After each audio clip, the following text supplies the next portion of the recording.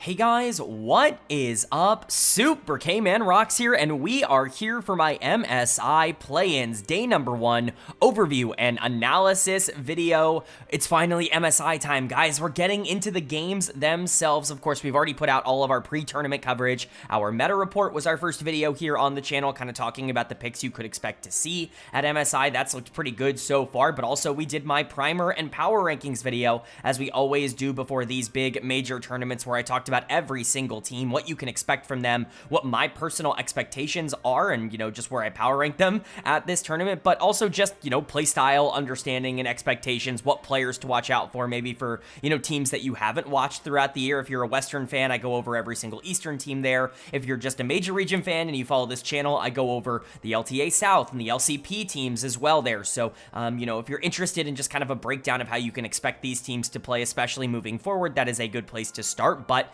today, we're actually getting into some of the actual games that happened at MSI, because we kicked off yesterday, so I'm very excited. I hope you guys are as well. If you are, let me know down in the comment section below. What did you expect to happen on day number 1 here of the play-in stage? Did things live up to your expectations, or were you surprised by the outcome? Of course, I'm excited to talk about it, because I do think that, at least one of these series was very interesting to talk about, which of course we will get into. But without further ado, let's jump into the content itself. If you are new here, what we're going to do is go across both of these series, go game by game, talking about the advantages and disadvantages that each team was able to generate. I'll be giving a player of the game and a dud of the game for each individual game that we cover, and at the end of each series, I will be giving a player of the series to tie everything into a nice, neat little bow. We will be updating the bracket at the end of the video and talking about the matchups that we're going to be getting today, because again, it's MSI. We're basically getting games every single day for the rest of the month, and I could not be more excited about it. So let's go ahead and get into day 1. Let's not waste too much time on a preamble. Again, check out that primer video if you want more info, but let's get into our first series of the midseason invitational here in 2025, and boy,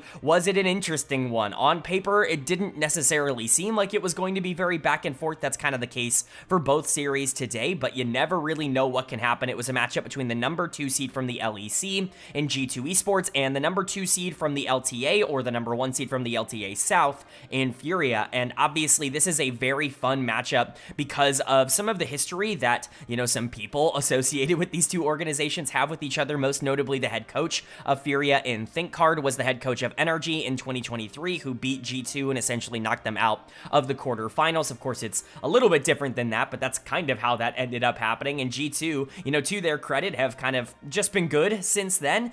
They weren't able to overcome their hard schedule at Worlds last year and make quarterfinals, but this has still been arguably, pretty inarguably, I would say, the best team in the West over the course of the last 2 or 3 years. They haven't had the success in 2025 to back that up, though. No titles yet in 2025. That's already a really big surprise and just kind of out of character for G2. And as I said in the primer, a lot of that is because this team just does not have an identity right now. I tweeted this out as these games were going along. No spoilers for how these drafts end up going, but I think one of the things that's really stood out to me when going and watching a lot of the other regions, especially even like the minor regions, like the LTA South and the LCP, like that kind of stuff that I don't really cover on the channel, the ones that are a little bit less expectation heavy in terms of what they are. They're not one of the big 4 regions or anything like that. Those regions have a very clear understanding of where the meta is at, and they do a good job of like fitting into it and finding, how they want to maximize it with their own player personnel. The LEC is the worst region I've watched in terms of drafting this year. This region in general, like not just G2, but G2 is definitely a part of it, seems to just have a bad read on what champions are good, on what to prioritize in the current meta, and I think that's really held G2 in particular back, and I think it's made these teams inherently less consistent, as we've seen basically throughout the entire year, whether it's G2, whether it's Movistar Koi, whether it's K-Corp, who's sitting at home for this tournament, hell, whether it's Fnatic, who's also sitting at home for this tournament. It hasn't really felt like anybody's had a really great meta read from the LEC, and that's led to G2 being, as I said in that video, in the primer video, a very talented team with basically no direction, and it's really hurt them. Again, like I think their players aren't particularly complementary. You have late game team fighters that don't really want to skirmish early and often, like Skumond and Labrov, who definitely are much more comfortable playing for 5v5 team fights, and then you have players who do want to skirmish all the time, players like Broken Blade, Hans Sama. Caps can do a little bit of everything, but he's definitely somebody who wants the tempo to be a bit quicker, and that means in these situations against like teams that are just as good as them from a talent perspective, you're looking at Skumon and Labrov having to be a lot quicker and having to play out of style and especially out of meta right now and not really working out. Like, you know what I mean? It just isn't particularly comfortable for G2. I think that's the fair way to put it, but their talent should be more than enough to get them over a team like Furia. Theoretically, this series should not be remotely close. As much as I do like a couple of players on Furia, most notably, of course, Gigo and Jojo, who I was very complimentary of in my primer video. I really like both of those players. They should not be close in this series. If they win a game, that's going to be a surprise. They certainly shouldn't be able to actually push G2. But again, like, their strengths kind of align with where G2's weaknesses have been over the course of the past few, I guess, months, if you want to call it that. Like, Jojo is probably their most consistent player, and Labrov is certainly the most inconsistent G2 player at the current moment. I like Labrov for what he is. He just is not a fit on this team at all, playstyle wise. He's the exact opposite of what G2 want out of their support, and I think Jojo has the ability to take advantage of that. He's one of the supports at this level that basically got here because he was quick to pick up Nico and Rakan a lot more than a lot of other supports, these more playmaking options that can be primary engage threats without feeling like they need to be like Nautilus or Leona or something like that, and just, full tank, something that can be a lot more creative in their engage angles. Jojo's really good at that, and I do think he's very stable as a player. He's a very smart mid-game player. His 2v2s are totally fine, although they basically never play for the 2v2 down in the bot lane, as I explained in the primer. I think if Jojo can have a really good series, that's Furia's way to get into this, and I think Gigo on the top side is the other major way to get into this, not just because Broken Blade has very much been exploitable in 2025, much more so than he has been in previous years. Again, I've talked about this a lot. He's not even been close to being a top 1 top laner in Europe. Like, it's not even remotely in the conversation. Not only has Kana been infinitely better than him, but I think you could argue that there are others that have, at least from an individual perspective, performed better than what Broken Blade has done. And Gigo is a very talented player. My only real criticism for him is that when he gets counter picks on the top side, he doesn't spend enough time actually taking advantage of those counter picks. He's moving around the map and trying to fight all the time. He's not exactly as focused on the laning phase as maybe you would expect from a top laner, but those are the two stars. Everybody else, I'm super concerned about. Is IU as good as Hansama? Probably not. IU is basically asked to play Jhin and Ashe and Misfortune every single game and get no resources while Jojo moves around the map. Tatu is a very good facilitator, but how much is that really going to go up against somebody like Skumon, who's just a better facilitator than someone like Tatu? And then Toots, I think, is the weakest player on this team from a mechanical perspective. I wasn't even really impressed with this tape in the LTA South, let alone what I expect to happen when he goes up against an LEC team. So, for Furia, I think they're definitely on the back foot. They're the weakest team at this tournament in terms of expectations, but if they can come in and maybe develop some sort of momentum, that would be really huge for them. And then for G2, you just can't stumble here. You have to be able to win this series confidently, or else things are going to get a little bit concerning, at least in terms of expectations for a team that really hasn't looked all that good in 2025. So is that going to happen? Who's going to be able to take this series? Well, the only way to know is to start with game 1 if we're going game by game. So let's get into it. The winner of game number 1 was Furia. They are going to take game number 1. They're going to go up in this series 1-0. As a reminder, for those of you who aren't familiar with the MSI format, it's best of 5s basically all the way through. I think actually every single series at this tournament is a best of 5, which first off is fantastic. We love that. Best of 5s are the best format in terms of getting interesting and fun back and forth games, but man, if there was ever a time that a best of 1 would have been a very interesting way to start off the tournament, this was it. G2, once again, just proving and showcasing basically exactly what I talked about in the primer video that came out yesterday, basically, as this is going up. Which is that, as it turns out, the LEC's meta read is just really bad, and their idea of what to do, even when they have control of the series, is really bad, because in this series, they end up, or in this game, in game number 1, they end up picking red side for game number 1, which is already unbelievable. Red side is significantly weaker than blue side, not only in terms of the numbers, but in terms of, like, even when you just think about it for a small second, there are so many power picks in the meta, and, there are a lot of things that you probably want to try and take off the board. Blue side is just generally much stronger for that right now, because more power picks equals more power to the blue side of the map. But even saying that, like red side, okay, maybe they want counter pick for the top side. We'll get into that in just a second. But you give over Talia on B1, which is the most stable champion in the entire game right now. Again, talked about this in the meta report. Talia is your 1A type of jungle, or a type of mid laner, your best champion to first pick in the entire game, because she can fit into basically any comp. And you respond to that with Vi Ahri, which, Vi Ahri is very good. I talked about how Vi is definitely the most prioritized jungler in the the game right now, even if I think Xin Zhao is a little bit stronger. You know, Vi is definitely kind of near that level. I just think she's a bit more feast or famine. She's not as useful in the late game without gold as Xin Zhao is, because that ultimate is just so consistent in my opinion. But Vi Ahri is notoriously bad into Xin Zhao Talia. Like, that's the one meta mid-jungle duo that I don't think Vi Ahri actually wins in. And so G2 not only picks red side, but uses red side to basically counterpick themselves in the middle of the map, and then uses their R5 on Warwick top. Like, this is just one of those drafts where you have to wonder, like, did G2 prep at all for this tournament? Are they playing scrims? What is happening? Because the meta read between this region and especially G2 and everyone else at this tournament is just, there's a gigantic gap, and I can't really imagine what is creating that. For Furia, obviously, you kind of got gifted a pretty easy draft here. You got a lot of comfort. You obviously get the Xin Zhao Talia early on, which I think really stabilizes a middle of the map that I thought was going to be a weak point for Furia. But also, you get things like the Nila for IU, who, you know, he's played that a lot, not only in terms of his champion pool this year, but, like, historically speaking, solo queue-wise. Like, this is a guy who's played a lot of Nila. You get JoJo on one of those playmakers that I talked about, not the Nico in this case, because I guess they didn't want to, but they go for the Rakan, and that works just as well. And then you get Gigo on something he can actually just kind of fight early with on the top side in the Aatrox, and things just kind of open up. It's Furia playing their own style and G2 completely overthinking their draft, and I think that's what really ended up kind of plunging them down. And as you can see here, player of the game for me is going to go to Gigo on the top side with this Aatrox. It might not look it in terms of KDA, but he was stomping Broken Blade. It definitely shows in Broken Blade's KDA, the 0-5-1 on the Warwick, but this Aatrox was massive throughout the entirety of this game. The healing coming through, just the aggressive tendencies. The only reason that his KDA looks a little bit suboptimal in comparison to the rest of his teammates is because he was often dashing in and just fighting 1v5 at the back half of the game. He was just so unbelievably strong that he felt he could get away with that. For the most part, he kind of could. Sometimes he absolutely could not. Shout out Hansama's ult at the end of that game where he thinks he can take down a low health Aatrox, and Aatrox just hits 1Q and goes back up to half health. You know, very fun champion, but Gigo is awesome, and he is kind of the driving force of this team in terms of the mechanics and the aggressiveness. Happy to see that translate to an international stage. I want to give a big shout out though to JoJo. Again, in the support position, I know, you know, I hyped him up before the tournament, but I thought he played game number 1 really beautifully on the Rakan. Tatu was basically always top lane, and so there's this big responsibility of JoJo to actually be able to set up around objectives if Tatu's going to be more aggressive as the Xin Zhao, trying to find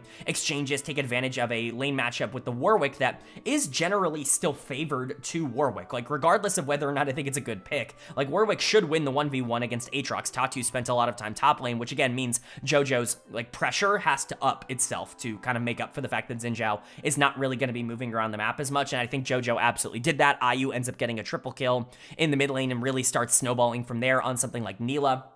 You know, I don't really love Nila in this meta. I think she's pretty exploitable, but at the end of the day, like, you're looking at this draft for Furia, and while you don't really see a ton of easy ways to win team fights in the late game, if you get a ton of gold on Aatrox and on Nila, that's the way to do it. And Xin Zhao, Tatu had a really good game plan. I think Tuts played really well. A couple of really nice ultimates coming in to separate people for the Talia, and just generally Furia outplayed G2. There's not really a lot to say. They put resources onto the top side, onto the player that is the most likely to die solo in a lane, which is of course Broken Blade, and things just kind of went from there. For G2, like, this is a disaster. Not only was I like, you probably don't want to lose a game in a series like this to kind of prove that you are still G2, but you lost it pretty convincingly. You got out macroed and you got out mechanicked, which is a really, really bad combination. Your draft was miserable, and it started from you picking red side. It didn't even start with the champions that you picked, which is already not a great deal. And then you look in the game, and it just didn't feel like they were prepared for Furia to actually have any game plan at all. Of course, they were going to target the Warwick. Like, who else are you going to target in this game if you're Xin Zhao? You can't really go bot lane and take advantage of the Kai'Sa nearly as much because there's a Poppy down there, and, you know, Vi's going to be able to path down there relatively easily. And so, you know, what are you going to do? Like, who are you supposed to take advantage of if you're the Xin Zhao that's not the Warwick? Of course he's going to go after Broken Blade, and BB just did not play respectful enough. He's dud of the game, and it's not particularly close. I think you could criticize Labrov for how he ended up playing this on the Poppy. I think his game was quite bad, especially because you're playing Poppy into Rakan. Like, obviously you should should be in a decent spot here, but he wasn't. But Broken Blade was worse. Not only did he give over first blood, he gave over second blood. He gave over a ton of resources. He was whiffing ultimates in team fights. Like, this was just a bad game from a player in Broken Blade who has reminded me so much of, like, the TSM Schalke No Fear, like, Broken Blade, as opposed to G2 Broken Blade across 2025 in general. It's not just, like, this game or this series or anything like that. This has been a recurring trend for this player over the past couple of months where he's really just not in form right now. There's really nothing else left to say. He wasn't good domestically. He's a big reason why this team lost in the finals, and he's not been good here, so hopefully he can start stepping it up. Skewmond also just kind of looked a little bit out-tempoed. Tatu had a great game on the Xin Zhao. I'm not blaming everything on Skewmond. I certainly don't think it was entirely his fault.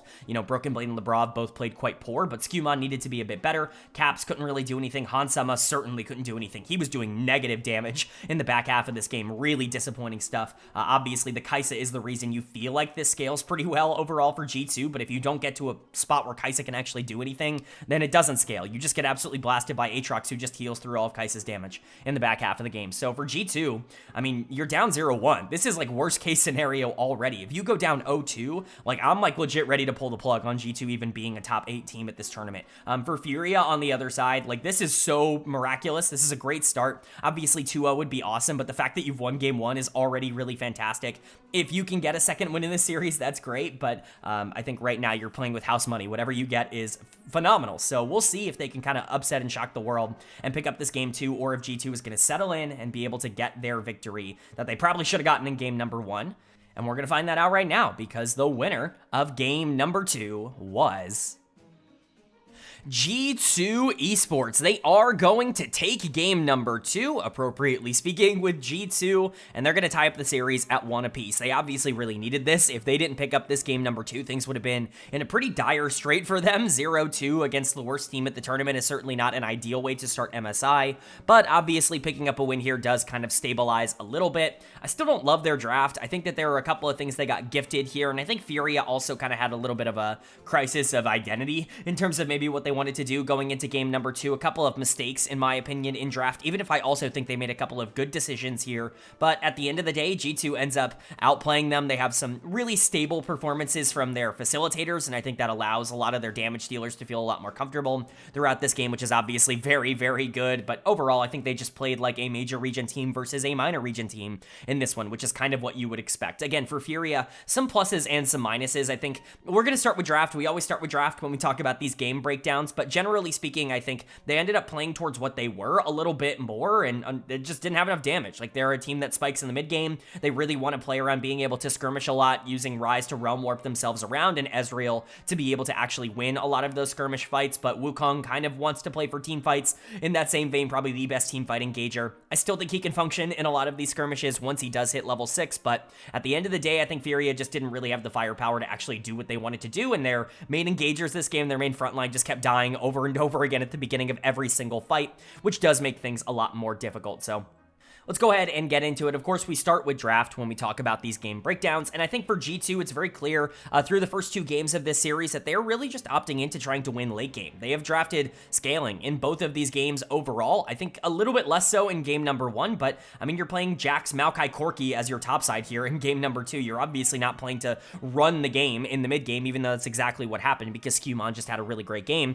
and he's really good at Maokai. Unfortunately for G2, this is Fearless, and they only get Maokai once, because genuinely, I think this is Skewmon's best champion. I think it's been by far his most consistent across his entire career, even going back to his BDS Academy, days last year. I think he's just been really good at this champ, but, just opening up the idea of we have a ton of engage, we have a ton of ways to deal damage in late game team fights, like Maokai, Alistar, as a way to start fights and, control areas and really just kind of do things on their own terms, especially from ahead. Very difficult to deal with, and you do have a ton of damage. You have the Varus, which I really like as a B1. I think Varus, Talia, Xin Zhao, they're the 3 like B1 picks that I'm just like, slam them, don't worry about it. Maybe even Gwen, if she does ever, want to be prioritized in any of these drafts. I think she's strong enough to be in that conversation as well. But, Varus is absolutely one of those champs that can fit into basically any team comp. That doesn't really put you in a singular direction. You can kind of move however you want, and I think Hansama did a great job on that champion. But again, I think it really is, when you look at the draft for G2, about scaling and about comfort and trying to get these players into a spot where they can just be better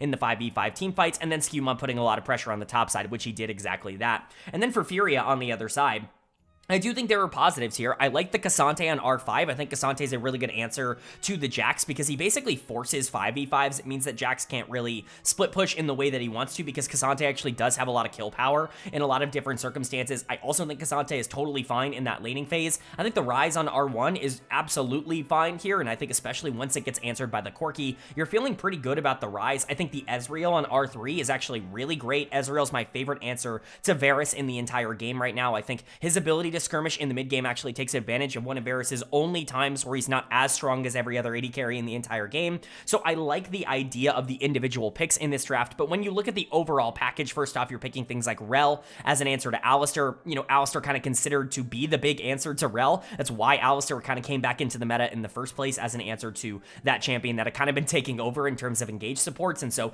don't really love that for JoJo, even though I don't think it's quite as bad as maybe a lot of people would make it out to be. And I do think that if you're going to go Ryze Wukong as your R1, R2, you're already kind of in a spot where you're not necessarily sure what you want to do because Wukong is all about playing for 5v5s. It's all about playing for engages and, you know, trying to find things there. And then you draft Ryze, who kind of wants to play the macro game, who wants to move around the map and split push and, you know, create havoc that way. Like, I don't know if I love that duo just in terms of how things ended up breaking down early on in this draft, but, you know, that's really, those are the small things that end up really costing a team like Furia on red side, and I do think they ended up coming to fruition. You know, we'll talk about G2 first and foremost. Skewmon and Labrov were the two best players on this team in this game. I think that is very, very clear to me. Skewmon's going to get player of the game. Again, his Maokai is just phenomenal. He's everywhere on the map that he needs to be. When he can play these facilitators and feel comfortable just kind of scaling into the mid game and not feeling the pressure to have to win the game for the team, he's awesome in that role. That's where he was getting a lot of his wins in the LEC. That's why I gave him first team All-Pro. It's really on things like Xin Zhao and Vi and,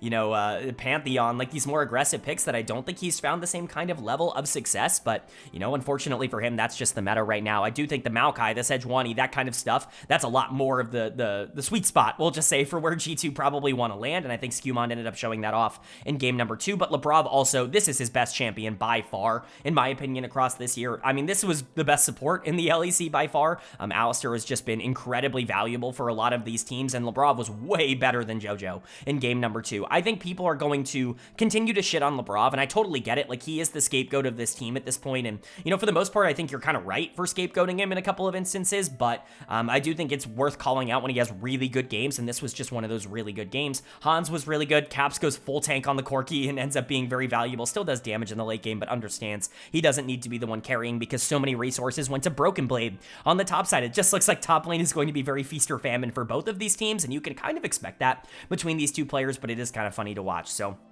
credit to G2, again, just playing towards their win condition and playing towards their team's strengths. I talked about how Skewmon and Labrov individually as players both prefer to be a bit more slow and a bit more passive in the early game. I think if you do want to invest in that, that could potentially be an identity for this team that they've been struggling to find.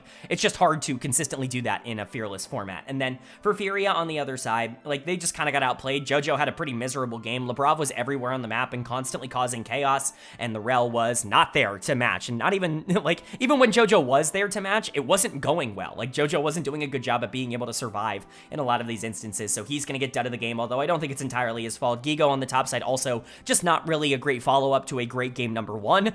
It was not nearly as good on the Cassante as it was on the Aatrox in that first game, mostly because he was the one getting a lot of resources poured into him on the other side of this. I think red side top lane is probably just going to lose a lot in this series. That does kind of seem to be a bit of a trend so far. We'll see if that ends up continuing. Also worth noting that Furia won game number 1 and then picked red side for game number 2. Certainly don't agree with that. I think blue side is basically always the pick here in basically every circumstance. Again, I don't really love the Ryze if you're going to pair it with something like the Wukong. I think that there are a lot of really nice combos for Wukong to be able to play off of in the meta right now. Ryze is not really the one that I would particularly go for. Maybe you're taking it off the board because Pantheon has been banned throughout a lot of this series, and you don't want to have to play against Pantheon Ryze, which is kind of the more standard combo that you want to go for in that instance, but I don't think Tuts was relevant enough. IU was doing negative damage in the back half of the game, reminded me of what Hansama was doing in game 1, where he couldn't even really tickle the front line because it's an Alistar, Maokai, Jax. Like, there's no way an Ezreal is ever going to be able to break through that group when all of those champions have gold. So You know, for Furia, it's kind of an expected loss. Like, there's really no big surprises in terms of how things went here. Gigo was very aggressive and got taken advantage of for. Jojo couldn't really keep up with the pressure of Labrov when G2 had pressure on the map. Like, this just kind of is how it should have gone in game number 1. And for G2, you got to carry this through now to game number 3. If you can take that lead back, go 2-1, that's going to be a much more comfortable situation. For Furia, though, it's still only 1-1. If you can win this game 3 and go back up in the series 2-1, put G2 on series point, that still is incredibly massive. This game 3 actually does matter a lot. So who's going to be able to take it? Well, the winner of game number 3 was G2. They are going to take game number 3. They are going to go up in this series for the first time 2-1, and they're going to do so in almost horrible fashion. They tried their absolute best to throw this game number 3, and honestly, they came dangerously close to doing so. Unfortunately, for Furia, IU was just not showing up on the day, and he ends up really selling out this game number 3, and it ends up going in favor of G2. There's really not a lot to say outside of that. A big lead in the early game for G2. They do a good job playing around the Annie and her ability to create for a lot of these other pieces, specifically the Trundle. As we go further along, this was actually a really successful mid-jungle duo throughout basically the entirety of this game. Hansama never really puts himself in a dangerous position, and you've got tanks elsewhere to be able to kind of stabilize. I understand the idea of this comp, but for Furia, I like their draft so much that I'm really just disappointed that it didn't end up working out, because I think that their, strategy and their idea behind what they wanted to do here was really genius. It just ended up kind of falling on its face a little bit. So we can go ahead and get into it here. Obviously, when we start talking about draft, the only real way to kind of start that off is to give, like, what happened and why it happened in the draft. G2 just kind of going to something that they clearly like early on. Skewmon on these things like Maokai and Skarner and, Sejuani and Trundle. Like, that makes sense. R1 on the Trundle. Again, once again, worth noting, like, Furia, on blue side actually did pick blue side in their loss. Congratulations to them.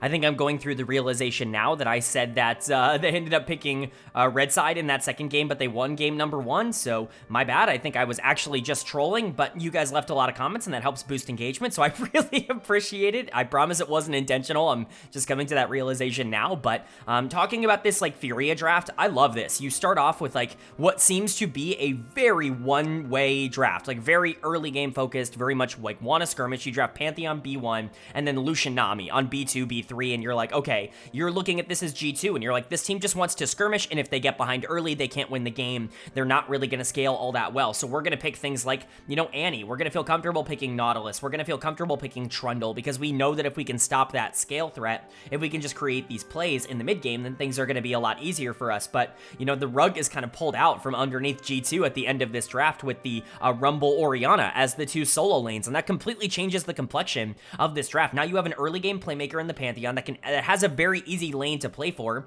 in Lucian Nami. Alternatively, also has Rumble Orianna, which both are winning, by the way, in terms of these laning phases. Rumble beats Ornn early, Orianna beats Annie early, and so you're looking at essentially 3 winning lanes with the Pantheon that can really create a lot of action, and I think they scale really well, because now you're looking at, Rumble Equalizer in the late game, and Rumble Equalizer on top of an Orianna Shockwave, and it's not like Lucian is going to do 0 damage in the back half of this game. You've got enablers, you've got frontline. Like, this is actually a very, very good draft from Furia in game number 3. Really impressed with the way that they ended up going about this. I think most teams probably would have fallen into this trap that G2 did. I'm not going to blame their bad drafts on, Furia getting a really good one here. I think this had more to do with them drafting well. They just underperformed, and we kind of saw what this draft could do. Like, again, if they didn't make the mistakes they did in the back half of this game, do they win it? Probably. Like, does a better team win this game? I feel pretty confident in saying that the answer to that is yes. It just didn't end up happening. Credit to G2, though. They stayed active and they stayed aggressive. Specifically, Caps stayed hunting for a lot of people's heads, and he's going to get player of the game for me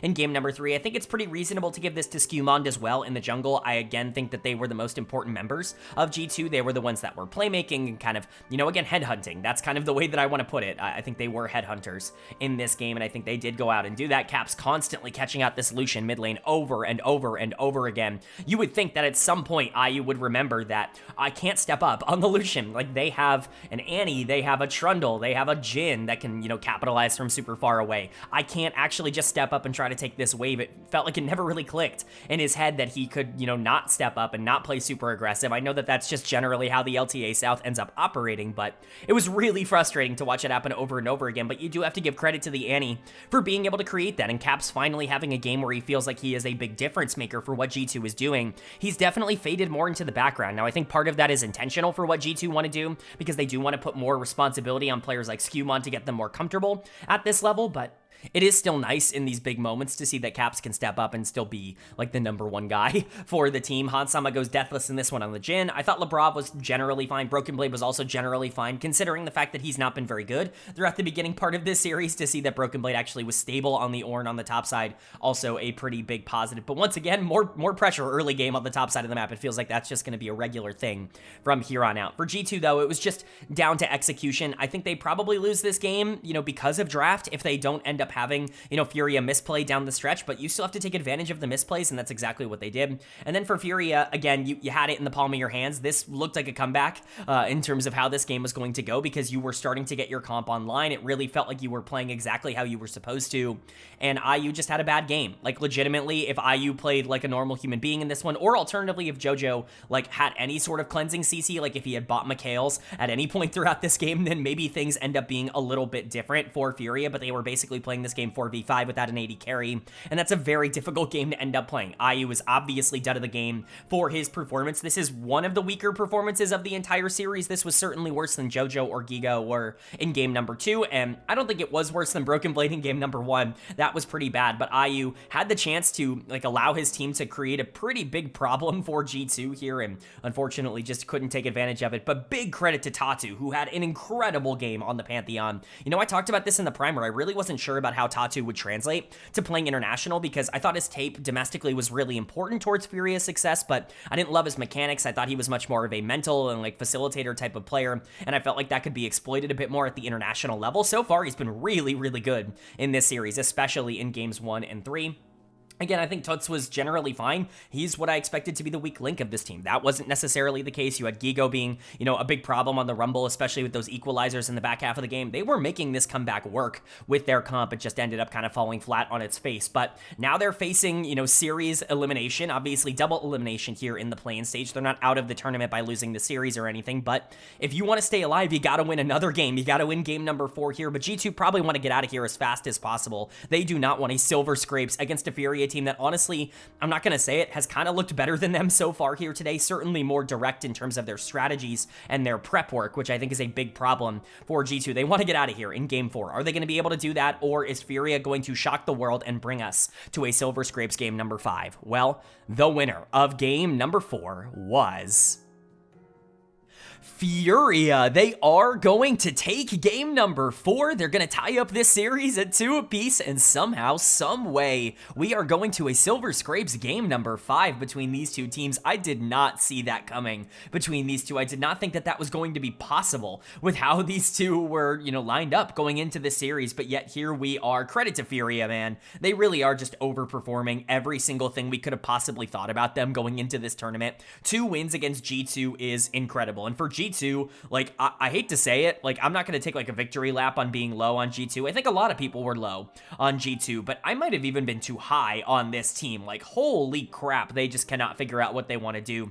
This draft is very, very bad. I can't stress enough just how not good this game 4 draft is, in my opinion. Furia completely outdrafting them, a complete masterclass, quite frankly, in terms of their setups. G2 ends up overthinking everything they want to do. They flex the Nico into the mid lane. Blitzcrank comes in on B4 because Lebrov has played a lot of Blitzcrank, but let's just get into the draft breakdown, because I think it's easier to talk about it like that.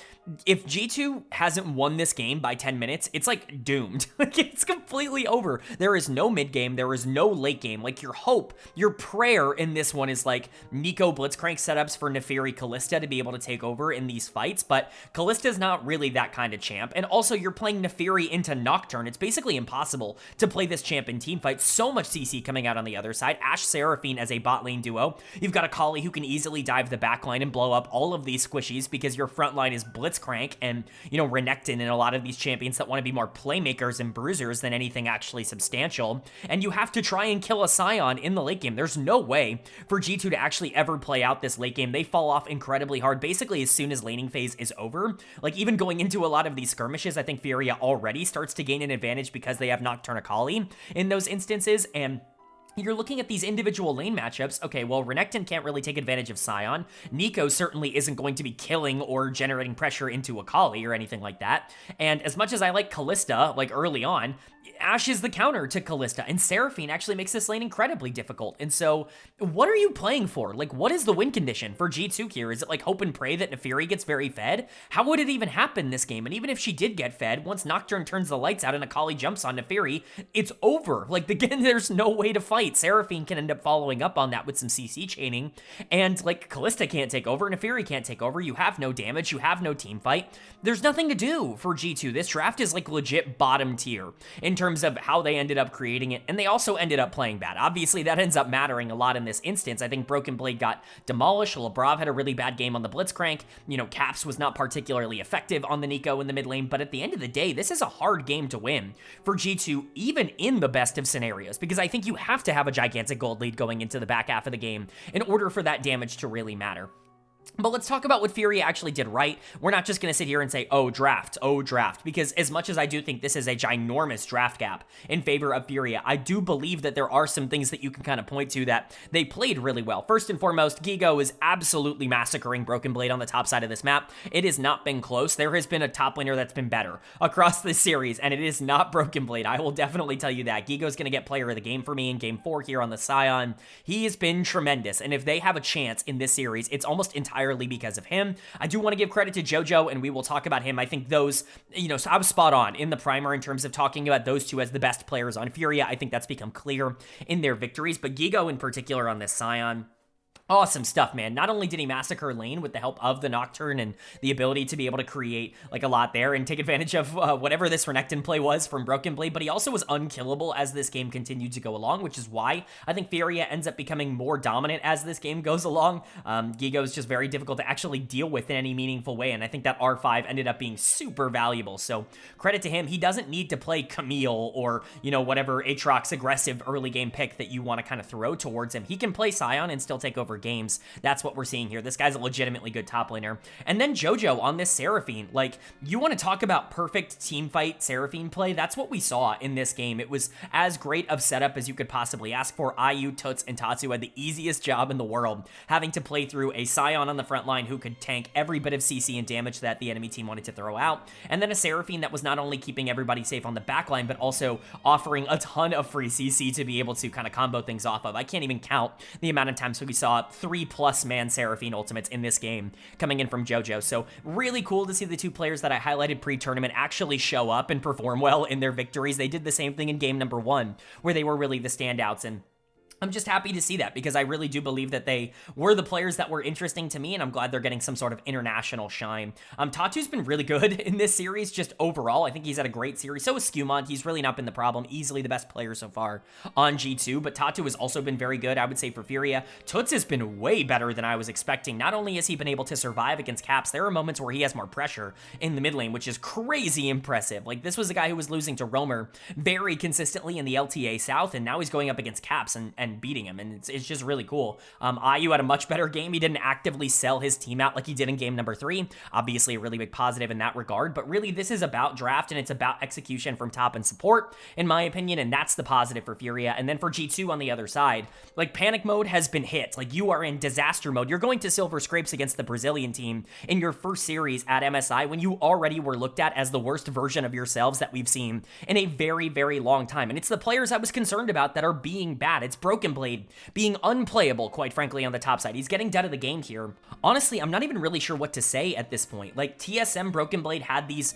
really weird tendencies, and I talk about this a lot. Same thing for Schalke Broken Blade. Like, he had this weird tendency of just having to be the main character. You had to give him resources, you had to babysit him in lane, or else he was just gonna die over and over and over again. But if you gave him resources, he could be super valuable. That's the version of him that we're getting here in 2025. This guy who, if you babysit him, if you put him in a good spot, and if you basically force feed him as much gold and XP as you possibly can, he can be valuable, but he's horrible on weak side, and that's not the Broken Blade that G2 has had over the past couple of years. This feels like kind of a regression for him as a player, going back to what he was before he joined this organization, and I think part of that is obviously that this team has lost its identity, and Broken Blade isn't being as mind-controlled as maybe he has been over the past couple of years, but he's getting slaughtered in the laning phase. He's getting abused over and over again. He's a free gank whenever you want it on the top side of the map, which is just not a good thing to see for a player that at times be considered the best top laner in the entire West. Like, it's not even close right now. This dude is unplayable, and he's actively losing G2 this series. He has to step up in Game 5, or else it's doomed. Labrov is in a very similar boat.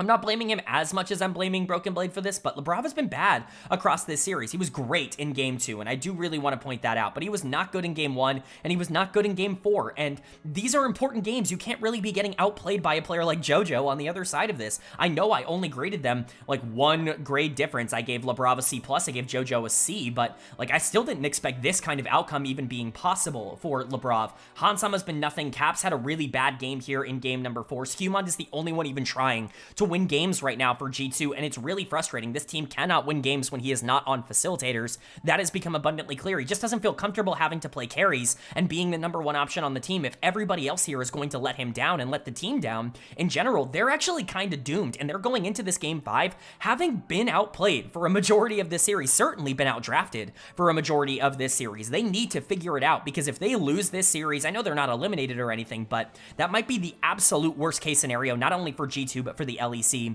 as a whole. And this could be the biggest possible win for the LTA South. People were questioning whether or not this team in this region should even be at this tournament in the first place. This is their chance to prove that they not only deserve to be here, because I think they've already proven that in this series, regardless of how Game 5 goes, but they've proven that they can compete with some of the better teams in the world. Furia, an upset machine that already ran through the LTA South unexpectedly. This was not the team that was even supposed to be here from the LTA South, now has the chance to do the unthinkable and to take down the Kings of Europe. Are they going to do it, or is G2 going to stave off disaster in Game number 5? Well, the winner of Game number 5 was G2 Esports. They are going to take Game number 5. They are going to take this series 3-2, and they will avoid what would have been the worst of disasters at this tournament by picking up a series win here. And boy, did they need to do it in the dominant way that they actually went out and did it.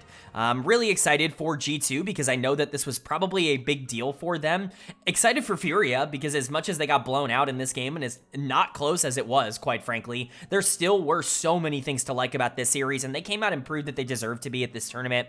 Everything you could have wanted to see out of Furia happened here, but at the end of the day, Game 5 ends up coming to us all, and that's where G2 ends up making their difference. Let's go ahead and talk about things, starting, of course, with the draft. I do think that this is one of the first drafts in this series where I can genuinely say that I think G2 was just straight up better in terms of what they got. I think they feel a lot more connected in terms of the way that they ended up drafting here. There are a couple things that I like for Furia. I like Leona on R2. I think especially this late into the draft, oftentimes it can be a really big plus for a team. Early Jace, especially if you're going to use it as a flex pick, which I totally believe that they were going to do throughout a lot of this draft phase, makes a lot of sense. They end up wanting to play it into something like Yone. Just because it doesn't work out doesn't mean it was entirely bad process, and I think things like Lilia can also make a pretty big difference. But at the end of the day, G2 just ended up playing better. They certainly were more active on the map, and I think that ended up making the biggest difference. Player of the game was kind of tough to go over for G2 because I think for the most part, this was just kind of a team effort across the board. Basically, anybody that wasn't Broken Blade should be considered for this. Broken Blade, once again, still just being the odd man out for G2, which we will talk about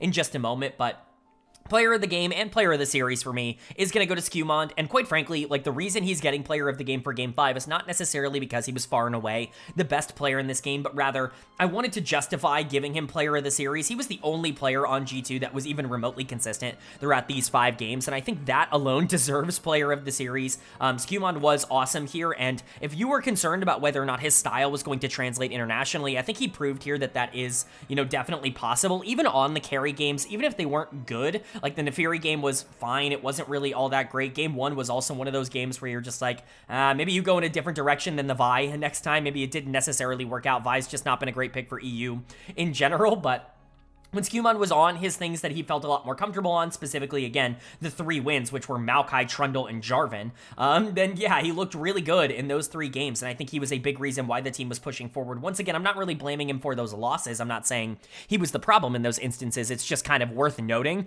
that overall, he did look a lot better on the facilitators, and I think he was super consistent in those circumstances and situations. I would highly prioritize picking those kinds of champions for him moving forward, especially if things like Sejuani are actually going to be up in first rotation. was very surprised they didn't actually prioritize that in this game because, you know, they had the Yone in the mid lane. I know it was B3, but clearly they wanted to kind of move towards a Yone game, and, you know, maybe drafting Sejuani on B1 wouldn't have really been all that scary, or even B2, right? Maybe go Senna, Sejuani, Yone, and then leave the Braum up and, you know, hopefully get something else in the support position because there were other options. But I guess they just like their options in the jungle a bit more. But Skumon was great. I know I'm going into draft theory a bit too much here, but Skumon was really great in this series. Easily the best player. Caps probably also deserves player of the game here. He was probably the most important member of Game 5. I just really wanted to give player of the series overall to Skumon, and I think this was a good way to visually represent that. But Caps was awesome here in game number 5. He was really important in game 3 on the Annie, even if he was part of the reason why Furia had a chance to be able to come back in that game. I think the Yone in particular really just went to show how good Caps can be. Toots had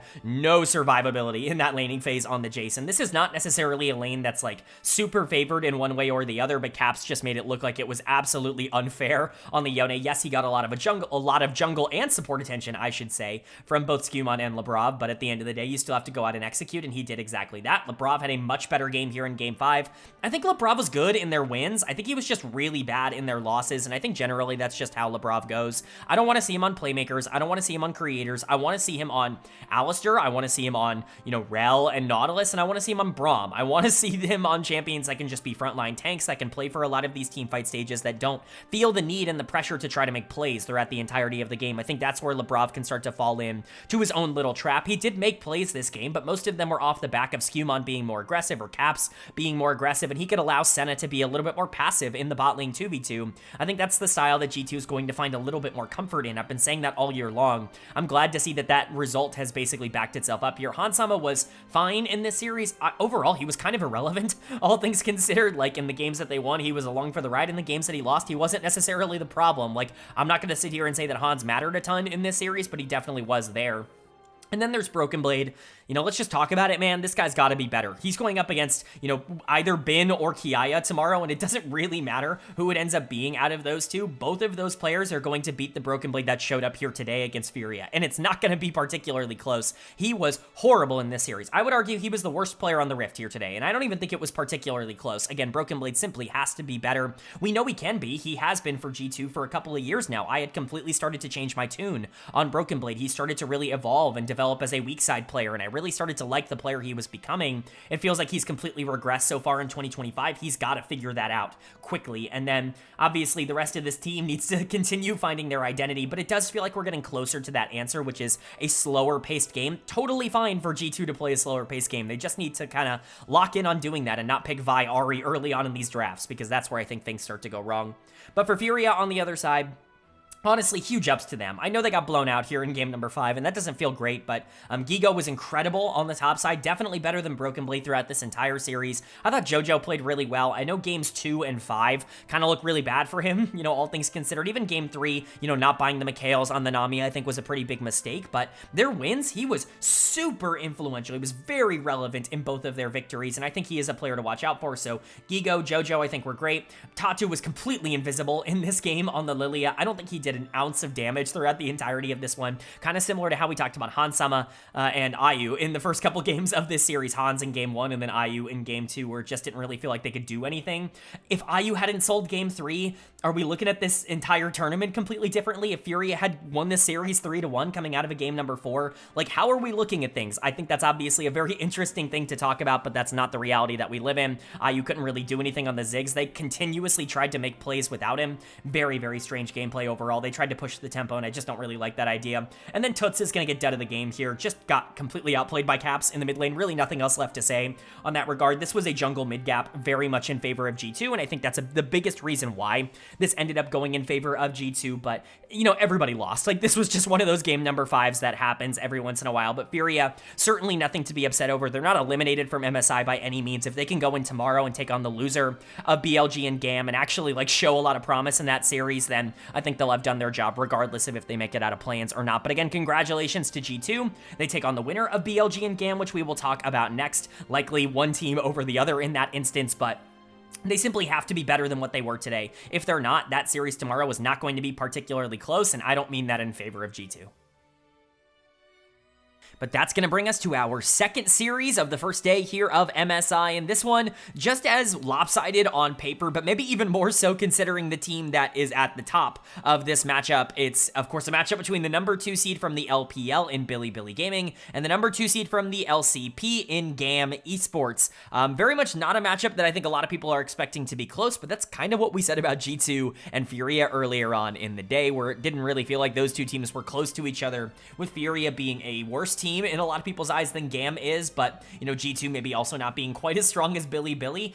In this one, you would be really stunned if things went how they went earlier on in the day, with BLG being one of those teams that needs to kind of step up. They're one of the top 4 at this tournament, and so if they struggle at all in the play-in stage, I think that's already going to be a bit of a concern for some people, but you know, especially against a team like GAM that I think they match up incredibly well into, it would be stunning if they ended up, you know, struggling really in any of these games and giving GAM really an opportunity at all to come into it. Let's go ahead and talk about how they match up against each other, though, and how I think this is going to break down. First and foremost, for BLG, the number one thing that you have to point out, and a big reason why I just don't think this is a good matchup for GAM, is GAM's bot lane is not good. Like, that was one of the big things that I noticed watching tape for them coming into this tournament, is their bot lane was, like, legitimately not even top 4 in their own region. Like, they were losing super consistently in the playoffs. They were constantly down in gold. They were constantly down in tempo and in pressure. And I think that is a huge problem when you're playing against Elk and On, arguably the most talented bot lane duo in the entire world. You can argue about production and just about, like, consistency, because that's something that Elk and On don't always have in abundance, but in terms of just raw mechanical talent, like, can you say that Elk and On aren't the most talented bot lane in the world? And going into Artemis and Elio, I just don't necessarily believe that that is a matchup that GAM can really survive, and I think if Elk and On are going to be able to step up, that's pretty massive. GAM also does employ a 6-man roster very similarly to how the Flying Oysters end up doing the same, coming out of the LCP, obviously a region that's always kind of been known for their 6-man rosters, even going back a couple of years, but that takes itself out in the mid lane, where they have Emo as kind of the main starter at the very least for their playoff run, but Eris played a lot in their regular season run to qualify for the playoffs in the first place. They're going to utilize both of those mid laners however they need to use them. Neither of them are going to be able to stand up tonight. That's another reason why this is just a miserable matchup for GAM, is you have to go into one of the best players in the entire world, who somehow, someway is in the play-in stage of MSI, really not probably where he should be in terms of his own individual skill level. And yes, did he get, you know, kind of blasted in the LPL finals? Yes, like Shanks was better than him. Knight had a really bad series, all things considered, but it's still Knight, and he was in unbelievable form kind of leading into that series. He was a big reason why they took AL to 5 games in winners finals in the LPL playoffs. So Knight, Elk, On, I imagine they're going to have a pretty easy time in this series, and that's not even accounting for the fact that GAM's top side, while it is their strength, is not as strong as BLG's by any stretch of the imagination. Kiaya is good, but I don't think he's been quite as dominant in 2025 as maybe he was in 2023 or 2022, like those years where he really was like the top of the PCS. I don't know if that's the version of Kiaya that we're getting right now. Ben is the better player, and Ben has been back in good form, I think it's fair to say. And then, you know, Beichuan is kind of considered the weak link of BLG, especially in terms of mechanics, but Levi is really not the kind of player that I think is going to be able to take advantage of that. I also think he's kind of on the downward trajectory, the downward trend of his own career. So I really think BLG should have no trouble here, but I said that about G2 going into Furia. I was like, if Furia win a game, that's already bad. For G2, they didn't just win 1, they won 2 in that series. We'll see if GAM can repeat that upset performance, or if Bilibili is going to actually live up to their hype as a top-tier team here. The only way to know is, of course, to go game by game, and that means starting with game number 1. So let's get into it. The winner of game number 1 was Bilibili Gaming. They are going to take game number 1. They're going to go up in this series 1-0, and we wanted to see a dominant performance from this team. Well, here you go. Here's your dominant game 1 performance, where they just come out and play like the better team pretty convincingly. GAM really had no foothold into this series and into this first game, and that's not really what you want to see. You know, I think these two drafts kind of meet in the middle in terms of what they want to do. You look at GAM and you look at Rumble, Maokai, Corki. They're playing for late game damage. They're playing for the ability to front to back. Even with something like Varus, I think they're in an okay spot. For Bilibili, you don't really have a lot of damage, but you do have a lot of creation available to you, and Bessa is going to be pretty good in the early game. Talia is obviously arguably the best champion that's regularly going to be let through draft at the current moment, and, you know, Beichuan has played a lot of Poppy over the course of his career. You have on a playmaker like Alistair that I think he's been great on. Like, there are a lot of things kind of going in favor of BLG, but they do kind of need to win early, because, again, you're looking at Talia Jin as your carry duo going into the back half of the game that can sometimes just be a little bit too low low damage for my personal preference. I know people think higher of Talia in team fights than I do, and if Knight wasn't piloting it, maybe, you know, maybe I would push it a bit more, but Knight on Talia is a #1 kind of damage dealer. He's just that kind of player. He hits everything that he throws out, and that makes it a lot easier when you win early to be able to kind of scale this out of control. But again, talking about draft, it's very clear where both of these teams wanted to index. I would actually argue that GAM has the better draft if both of these teams are equal, because I do think that BLG just has less time to activate their own win condition. Now, if Talia can get out on the map, which is pretty easy going into something like Corki, it's going to be very difficult for, you know, this other team, you know, in this case GAM, to be able to match. But that's mostly the fault of literally just the Corki pick. I think if you take this Corki and replace it with almost anything else in the mid lane, this is a home run draft for GAM. Unfortunately, the Corki kind of blows it all up, and we'll talk about that as we go further. But I like the Varus priority. I like Rumble early on in this draft. Maokai, I think, complements what you do pretty well because you're playing for these late game team fights. You have a ton of engage, you have backline pressure, you have many ways to win if you do end up getting to the part of the game where you can actually fight, but, you know, BLG is not really going to allow that, and that's what we saw here. Player of the game is going to go to Knight in the mid lane. Didn't have to think about this one really all that much. Bin was definitely in consideration. Bin was pretty fantastic in this one. He definitely mega gapped Kiaya, which is a really good sign for BLG, but Knight was just absolutely disgusting. This guy can't really miss any ability that he ends up throwing out. Obviously, perfect timing on a lot of the ultimates that he used to get into a lot of these fights. The game was actually a little bit in favor of GAM at the start, and then one big Knight ultimate and fight around Dragon later, and all of a sudden it's just over for GAM. There's no way for them to be able to play from that point onwards, and Knight was probably the biggest, you know, positive factor in that way. He ends up raw buying Medjais in this game, hadn't even bought a Dark Seal, and it's totally valuable. It's totally worth it because Knight just does not die in any of these fights. Again, it's just absolutely ridiculous. This guy is as good as advertised. I can't hype him up enough. He genuinely is just ridiculous. And then Bin on the top side is the other player that you really have to just point out being an absolute menace. If the Soul Laners are going to play like this, it's over for anybody that goes up against BLG, let alone GAM. Like, I think, you know, teams like Gen G and Anyone's Legend and T1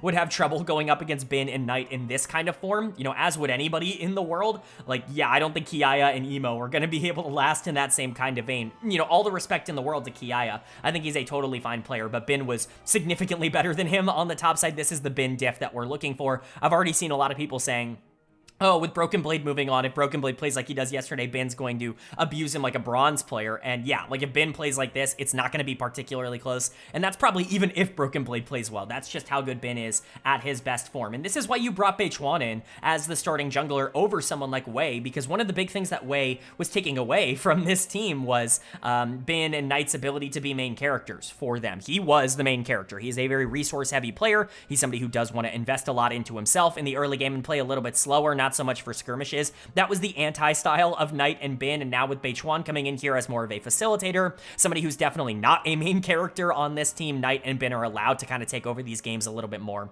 and that happened here. Of course, going Deathless on the Poppy is still big, and he did a great job of controlling a lot of area in these fights, but you could say the same thing for On. You could even say the same thing for Elk with a lot of his ultimates throughout this game on the gym. It was just a really good game for BLG. They were just better in basically every aspect, especially after like 8 or 9 minutes into the game where things really started to fall apart for GAM. And then, you know, for GAM, they got some early gold onto the Varus. They were sitting on like a 2-0-2 Varus for a little while, and you're like, okay, Elio's playing pretty nice down in the support position, and then, again, that one fight happens around Drake, and everything just completely falls apart. They're not really able to play from that point onwards. It happens, you know what I mean? Like, you end up having to live with that kind of circumstance, but done of the game for me is going to go to Emo in the mid lane. I'm not even blaming the player entirely, although he was kind of useless in this game in terms of just doing no damage on Corki. I just think you have to be, like, clinically insane to pick Corki into Talia. Like, I truly do believe that this is just one of those, like, this draft is perfect with the exception of the mid lane pick, which actively threw away the good nature of the draft. First of all, Corki's already really weak in the mid lane because he has no tempo and no pressure in the mid game, which is the most important thing about mid lane right now. But even on top of that, like, Corki is just not the kind of champion that can go up against Talia in particular, and a comp that really wants to win early. Like, your identity is trying to win these 5v5 team fights. Pick Azir. Like, I genuinely do not care. There's got to be something else that you can play here that is not Corki that actually does something. Maybe you wanted to diversify your damage a little bit, pick an AD mid laner. Yone's fine. Like, genuinely, I get it was banned in second rotation, but, like, You gotta find something else. Jace could have been playable in this instance. Literally anything other than Corki. I just really hate this champion in the mid lane. I think it's totally fine in the bot lane because it actually can win lane in the bot lane, but it certainly cannot in the mid lane, and I think Emo ended up kind of paying the price for that. But Kiaya, not necessarily as strong as maybe you would want him to be on the top side. Got some kills back because Bin was overextending, but, you know, they were pity kills more than anything else. Levi didn't really have any pressure on the Maokai. Artemis kind of threw away his entire lead. Same thing with Elio. They actually had gold in the early game. You would not know that from how they ended the game.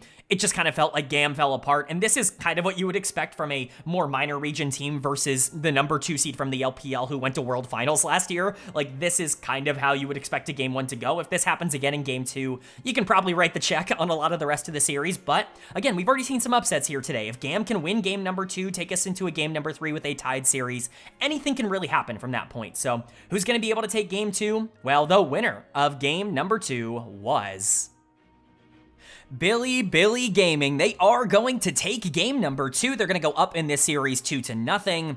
And this one doesn't look like it's going to be particularly close. GAM has tried their best throughout both of these early games to do something and to try and generate some level of resources. And to an extent, they've been successful. They've not exactly been completely obliterated in maybe the way that you would expect out of these games where, you know, all of them are basically sub 32 minutes. They're very dominant by BLG, but, you know, the mid game comes around and there's just no way that GAM has the talent level to actually be able to go toe-to-toe with Bilibili Gaming. I think that's what we're just learning right now. Credit to GAM for trying their best, but it ain't gonna happen. That's all I'm gonna say. There's basically nothing else to talk about for GAM. For BLG, obviously this team is awesome, and they're actively going out and proving that they're very good. Maybe you could nitpick some things in the early game, but at the end of the day, this is still a team that's utterly dominating these games, and I think it's everything you could have wanted to see from them out of them versus a lower region team in the LCP. So let's talk about it. First and foremost, Emo is out, Eris is in. I believe I saw a quote after this that Emo said his mental was a bit destroyed after game number 1, and so he was kind of willing to come out. He felt like Eris had a better shot at coming in. You know, that's fine. I don't think either of these players are significantly better than the other. I think both of them were slightly above average in the LCP.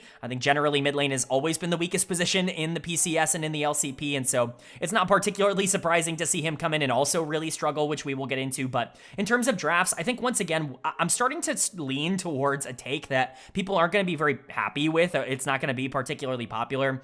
I think Vi Ahri is like bait. I'm really starting to get into this idea that, all right, yeah, like you can pick anybody on the map at any given point. If you're not up in gold, it doesn't matter. If you're already down in gold, then you're probably going to lose no matter what. And these champions can't do anything. And also, Ahri doesn't really match up well with everything else going in the meta right now. Like, Ahri's a very strong champion, and I think she is very proactive, and one of, you know, the only champs that can actually match the pressure of things like, you know, Talia and Ryze and Galio and a lot of these more macro-oriented mid laners. Ahri's one of the few mid laners that actually can go out and match, but I don't think she matches up well against things like, you know, Talia particularly well individually, like in lane. I think that's a bit of a problem because obviously of the ground, and I think Annie is also a really bad matchup for Ahri, and you know, you're opting into that because you B1'd Vi and you need something to combo off of it in the jungle, but I really just don't think Ahri is particularly good. I don't even think Vi is necessarily the problem. I'm just not really that big of a fan of Ahri in the meta right now, and I think we saw that once again. Outside of that, I think GAM has maybe a little bit more scaling going into the late game because you do have the Scion and the Tristana that I think both can do things. I don't know if I feel the same way about anybody on BLG, like from a neutral game state, but it doesn't really matter. Both of these teams really want to spike in the mid game, and it's just about whoever ends up getting there first. Vi and Ahri obviously want to find their picks, and Trist wants to get rolling. And then for BLG, you want to play around this Annie and this Ezreal, obviously, who can make plays, and then, you know, Rel Wukong engage is pretty difficult to deal with, but it's actually the champion I didn't refer to, the Aatrox, on the top side that ends up being the biggest problem. Bin is going to get player of the game here for game number 2. Did not have to think about this really at all. Bin was absolutely sensational in this game, and he is absolutely destroying Kiaya in terms of how this lane matchup is going. He ends up getting to the late game here, and very similarly to how we talked about Gigo in that previous series for Furia going into G2, once this Aatrox gets rolling in these late game team fights, he's pretty freaking difficult to kill. His healing is just absolutely out of control in terms of how that ends up going, and Bin took over this game. It's nice to see him completely in form right now. He's been the best player on this team through the first 2 games, but I want to give a shout out to the bot lane. I think they're going to go a bit under the radar. Elk's positioning in this game was legitimately like a complete masterclass on Ezreal. I think that there were multiple team fights where, you know, GAM put a ton of resources into killing the Ezreal, and they maybe got him to like 3/4 health. Like they were able to do a quarter of his health bar because his positioning and his ability to keep himself safe in a lot of these instances was astounding, and he also was pumping out damage the entire time while he was doing that. Elk is pretty fantastic, and there definitely feels like a pretty big AD carry gap in this series. On continues to be really, really good on the rel. Couple of ultimates that maybe he could have, I don't know, optimized a bit more. Maybe he could have hit a couple more targets if he had waited and been a bit more patient. But for the most part, being aggressive is a really good thing for this team. It's kind of the opposite of what we talked about with G2, where they prefer to stay a little bit more passive. They definitely play better when they play a little more passive in the early game. BLG is the opposite. The faster this team plays, the better they end up doing. And On is probably the biggest reason for that. This is a guy who only has one gear, and it's go. And, it's good to see the rel continue to stay aggressive. So Bin, Elk, On, I think played really well. Beichuan and Knight weren't problems by any stretch of the imagination. In fact, Knight made a couple of nice plays on the Annie here, but for the most part, this was an Aatrox taking over and an Ezreal and a rel that were supplementing. And then for Gam, like I said, I really do think they just fell flat in terms of their mid-jungle duo. Eris is going to get dud of the game for me. He comes in the mid lane, whether it's Emo, whether it's Eris. I don't think either of them can go up against Knight and go up against Bilibili and actually be able to survive. We've not seen a lot of mid laners from the PCS or the LCP, like this region, actually succeed internationally, and unfortunately, it looks like that is going to continue. I know there's a lot of weird stories kind of surrounding where they've gotten a couple of these players. Eris came in at the beginning of the year in hopes of being an upgrade to a player in Emo that they basically had to pluck out of solo queue after the fiasco that went down in terms of win trading in Vietnam for a long time, with so many players getting banned. Like, Emo was essentially like this immediate replacement that Gam could get to go to MSI. He's kind of made his name for being good enough in the LCP, but Eris was theoretically supposed to give them more upside. It just has not worked out for them. And once again, I think Ahri as a champion, I'm just feeling less and less confident can actually be as relevant as people want her to be in this meta. I'm pretty low on what Ahri is from a professional standpoint. And then Kiaya in the top lane has also just not been good enough. I love Kiaya, and if he's losing, especially on things like Sion, this team's probably doomed because he is their win condition. Artemis is not going to be able to win games. Go watch him try to fight here. He is literally like doing 0 damage to the Rel, the Wukong, and the Aatrox. Part of that is his build. Very weird build coming in here from Tristana, but at the end of the day, like, Gam just feels completely outclassed. They'll get like small leads and then throw them all away in one fight, and BLG will never look back. They still have yet to get a dragon in this entire series. It's actually just been astounding how much BLG have been able to control the map, and we'll see if that can carry over into game number 3. It's Gam's last chance to be able to pick up a victory. Perhaps they can try and stay alive and push this to a game 4, but I think BLG are definitely going to be on the lock to not repeat what G2 did earlier and to sweep their opponent that they probably should be able to sweep. So are they going to be able to do that? Well, the winner of game number 3 was Bilibili Gaming. They are going to take game number 3. They're going to clean sweep this series 3-0, and this was not close. This was a complete blowout. This was the least close game of the entire series, and we already were talking about how everything up until this point was not even remotely playable for Gam. Like, at least in the early game, they had something in games 1 and 2. This was just a nightmare for them. They end up doing the worst possible thing bot lane that anybody has ever done, which is watch a vertical jungle start to take place, see that their jungler is on top side, and that the enemy's jungler will just be taking every camp here on bottom side. Sure, it's fine. Vertical jungling is super common. Like, it happens all the time. Maybe not as much anymore, but it's something that happens to every professional team, and everybody should know how to deal with it. What do Artemis and Elio do? They go to contest the level 2 Xin Zhao on their Krugs, and they just like sit there poking him. Xin Zhao just takes the Krugs, he hits level 3, and then they're level 1 under tower. They just get dove. The enemy AD carries level 3, the jungler's level 3, they're level 1, and now they're dead. It was literally 20 CS to 0, and the enemy Caitlyn now has 2 kills. You drafted Misfortune Nico, and you gave up lane early. It's just like, are these like Iron players? Like, I can't even imagine making that decision from a mental perspective. There's no justification on that play. And from that point onwards, I knew game 3 was going to be cursed for Gam, and that's exactly what ended up happening. BLG just completely ran the game, and it really was not close. We can talk about draft here. I think both of these drafts, once again, kind of opt into similar ideas. Much more team fighting on the side of Gam, if only because you have Jarvan Victor as your mid-jungle duo. Instead of the Vi Ahri, which has a clear identity in terms of playing through mid-game skirmishes and picks, you have Jarvan Victor, who are like, I guess we're team fighting. Like, I guess we're figuring out how to do that with, Misfortune Nico Yorick. And Yorick wants to split push, but he's not going to have a ton of space to be able to do that because you don't really have another threat in his side lane. He's going to have to 4-1 basically the whole game. And also, BLG was donated a ton ton of gold in the early game. So now you're looking at a comp with, by the way, Xin Zhao on red side in game 3. How is that even humanly possible? How did this champion get allowed to game 3 first and foremost, and then also get through blue side in the third game? Completely unacceptable. But you have Xin Zhao, Caitlyn, Karma that are now accelerated. You also have a Renekton on the top side who is winning. He gets a solo kill on Kiaya. Bin does in this game. And you have Knight on Aurora, who we haven't even started talking about. This guy blew up the entire back half of this game, and so what are you even supposed to do as Gam? Like, after 5 minutes, this game was over. There was no way to play it, and I know it feels like I'm being a little bit, like, you know, hyperbolic, I guess, is maybe the word I'm looking for in terms of just talking about how, oh, there was no way for Gam to play, and there was nothing for them to get back.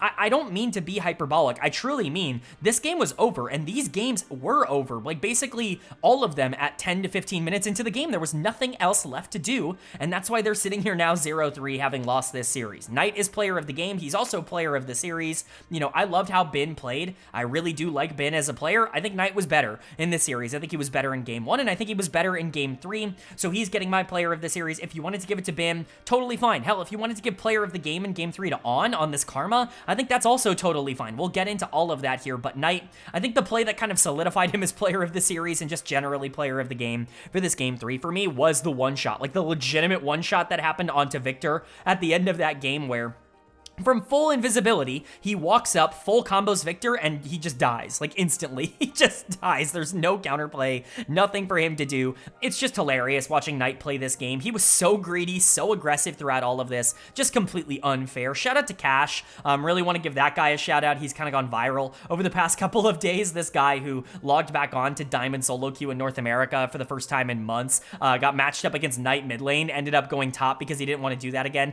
ended up having to face Knight top lane, and then has not played a game since. You know, hope he's doing well. I know he's kind of going viral, so hopefully someone's let him know that he's doing well, but Knight's just ridiculous. This guy's unfair. He's the second best player in the world, only behind Chovy. I really do believe that. Again, On was a menace in this game. There were moments where as Karma, he was abandoning his entire team to chase somebody down and to solo kill them. Like, if that's happening and you're the support, like, you know, FF, like, there's nothing else left to do at that point when the support Karma is actively just chasing down your entire enemy team by yourself. I think, you know, you've kind of lost here. Elk got super accelerated on the Caitlyn, played super well in terms of his positioning and just his general awareness. It's what he's always been really good at. Beichuan was really good on the Xin Zhao, didn't really have to do a whole ton, but still did a lot anyways. Bin goes deathless on the Renekton, gets a solo kill on the top side, ends up being unkillable in a lot of these team fights. BLG dominated, man. Like, there's honestly not really a lot of analysis that I can give you in that regard. They were really freaking good. For Gam, it's one of those series you just have to try to forget. I mean, Artemis and Elio are awful. They actually might just be the worst bot lane at this entire tournament. In fact, I think I am changing my rankings right now. They are the worst bot lane at this entire tournament. Artemis is definitely the worst AD carry, and I think Elio is definitely the worst support. These two are just incompetent in terms of how they've been playing across this year. I feel really bad for Gam because I think Kiaya is a good player. I think Levi can do stuff. Like Eris and Emo, they're not good, but they're certainly not the worst players in the world. This bot lane is just horrible. Elio is going to get dead of the game, but it absolutely could go to either one of them. Artemis and Elio both absolutely sold this. Unplayable. When you pick Misfortune as the counter pick to Caitlyn, which by the way is a good counter pick. I like MF as the answer to Caitlyn, and then just completely give up all early advantage by randomly trying to contest a Xin Zhao early on. It doesn't make any sense. It's literally the most brain dead play I've ever seen. Whatever, man. Like, Elio was getting solo killed by On throughout basically the entirety of the back half of this game. You were using Nico Ultimate just to hopefully try and peel for your Jarvan at the end of these fights. Like, it's literally doomed from that point.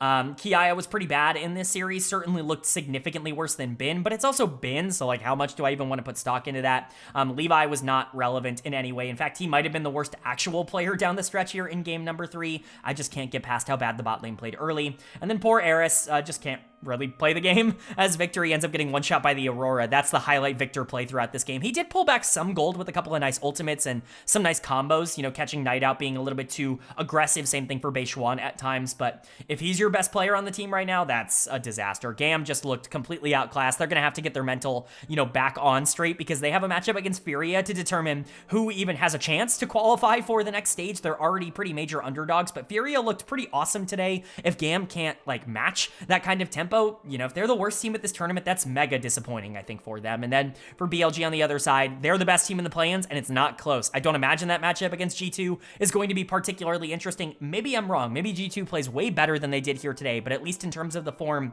we saw on day number 1, Bilibili looks like they're a team that could dominate the entire tournament. All right, but that is going to do it for my MSI play-ins day number 1 overview and analysis video. Up on the screen, the play-in bracket updated after the first day. G2 and Bilibili moving on to a qualification match today, whereas Furia and GAM will play their elimination match today. The loser of G2 BLG will take on the winner of Furia and GAM for that second spot. Remember, 2 teams end up making it out of the play-ins. 2 teams will immediately be eliminated. Let's go over my predictions for these 2 series, starting with G2 and Bilibili Gaming. This one's really easy to me. I'm predicting BLG 3-0. I genuinely don't think G2 have the sauce right now. I think that maybe their series against Furia was a bit more of an outlier. I don't think they're quite as bad as what they showcased in that series. Like, I think if they went up against them again, it would probably be a lot more clean from them. But I also think Bilibili are like at least a tier and a half above G2, if not 2 full tiers above G2 in terms of their gameplay. And I think BLG are on fire. I think they really want to show that they're not a team that should be taken anything other than as serious as possible. And I think they're going to 3-0